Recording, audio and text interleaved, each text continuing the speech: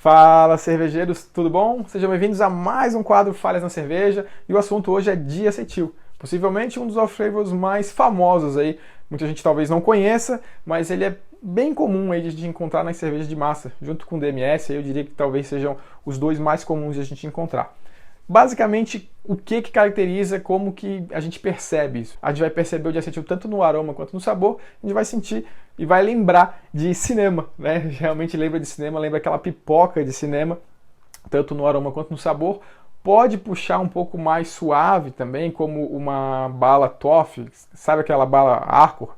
Que é um caramelozinho ali também, pode sentir isso se tiver um pouco mais suave, mas mais pronunciado realmente é aquele aroma de manteiga mesmo, como alguns brincam, às vezes tem umas cervejas que quase dá para passar no pão de tanta manteiga que a gente pode sentir no aroma e no sabor.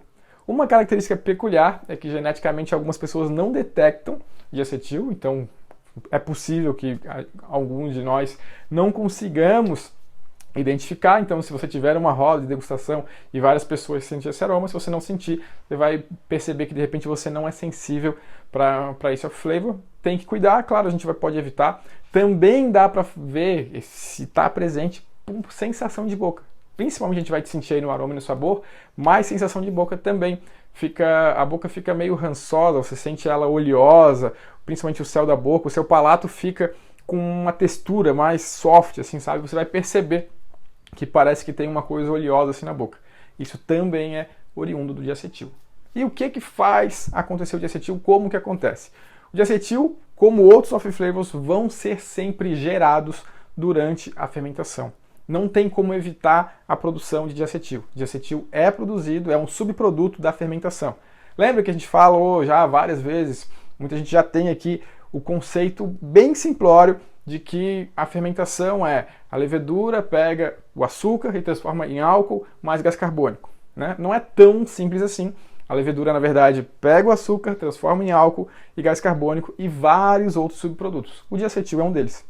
Então não tem como evitar, vai ser formado diacetil durante a fermentação.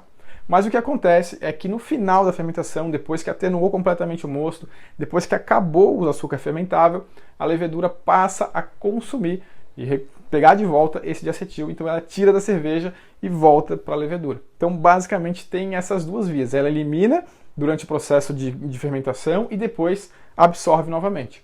E quando que vai acontecer por que tem diacetil então na nossa cerveja? Quando que a gente percebe isso? Quando a sua levedura não absorve o diacetil de novo. E quando que isso vai acontecer? Quando a gente não tem uma boa fermentação. Basicamente isso, como a maioria dos off-flavors, acontece por causa disso. Então faltou levedura, o que vai acontecer?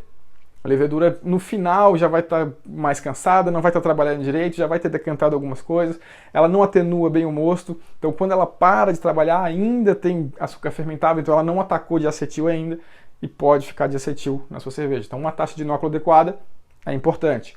Você de repente não aerou direito, então a multiplicação também não é suficiente, vai fazer com que não tenha a mesma absorção.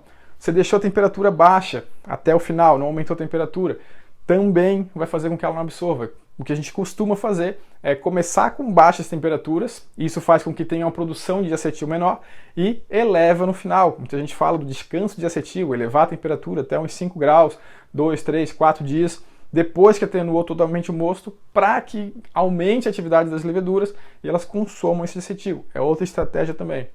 Outra coisa que pode fazer ter diacetil na cerveja, um cold crash, abaixar a temperatura para uma clarificação, jogar lá para 0 grau, antes de acabar a fermentação totalmente. Seria mais ou menos como o off-flavor do acetaldeído, a cerveja está jovem, então tirar a levedura do contato com a cerveja muito jovem, ou seja, antes que ela consuma o diacetil. Outra questão, se entrar oxigênio em contato com a cerveja durante o processo de fermentação. Vamos dizer que você abriu ali no final da fermentação para fazer um dry hopping, não esperou atenuar completamente o mosto para fazer um dry hopping. Pode acontecer de entrar em contato com o oxigênio, também pode dar essa produção. E uma última questão aí que talvez seja o mais crítico é contaminação. Algumas bactérias podem produzir o diacetil, principalmente o que eu lembro aqui, Pediococcus danosus, ele produz bastante, então assim, se você vai perceber diacetil na sua cerveja e não tem descanso de diacetil que faça, não tem inóculo mais de levedura que possa fazer que realmente a produção é muito grande e você não vai dar conta de tirar. Então fica realmente muito problemática a cerveja quando tem contaminação. Nos outros casos, geralmente a produção, né, tende a ser consumida, basta garantir uma boa fermentação. Eu quero entender como é que faz o diacetil, tem teste, tem várias questões que a gente pode trabalhar, inclusive para testar se tem diacetil, se tem precursor de diacetil, são alguns assuntos um pouco mais avançados, não cabe a gente aprofundar aqui, mas o que vocês precisam saber basicamente é, uma boa fermentação vai fazer com que você não tenha diacetil. Uma boa fermentação executada adequadamente, subir a temperatura no final, uns 4, 5 graus, você vai com certeza consumir todo o diacetil e não vai ter problema. Tá? Algumas cepas de levedura produzem mais e outras menos. Também é interessante ver comentários sobre as cepas, você já vai saber se aquela cepa que você está utilizando, se aquele fermento produz mais ou menos, você já tem que ficar ligado. Geralmente as lagers têm mais esse problema, não que elas produzam mais naturalmente, mas que como são cervejas que são mais limpas, o perfil de aroma, de sabor é muito mais delicado, qualquer diacetilzinho que apareça ali ele já é percebido, né, no aroma, no sabor. As ales também já fermentam a uma temperatura mais alta, produzem e consomem um pouco mais. Tem vários outros aromas, geralmente, que fazem com que fique mais difícil, mascare um pouco mesmo quando tem.